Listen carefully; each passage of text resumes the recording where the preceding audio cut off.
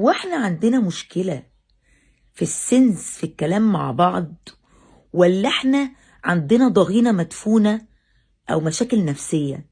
كنت خارجة مع واحدة صاحبتي من فترة كبيرة. خرجتني قعدنا مع واحدة صاحبتي انا معرفهاش، اول مرة اشوفها اصلا. فكنا قاعدين بنتكلم على الطموح ونفسنا نعمل ايه والحلم. فانا حكيت لهم انا عايزة اعمل كذا وعايزة اعمل كذا.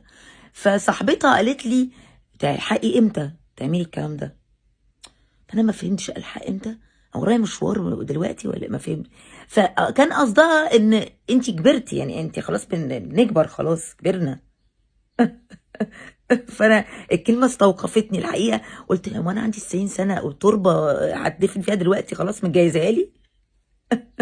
ما صدقتش نفسي، اول مره تشوفني يعني فكروا كده، جبر الخواطر.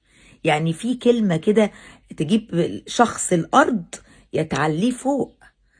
ممكن تحطمه نفسيا، يا تخليه مبسوط وعنده يعني حكايه شغف.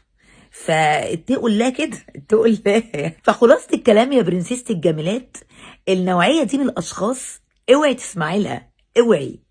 لأن الناس دي عندها مشاكل مع نفسها، هي نفس يعني هي عندها مشكلة محطمة من جوه، في ضغينة عندها هي لنفسها كمان.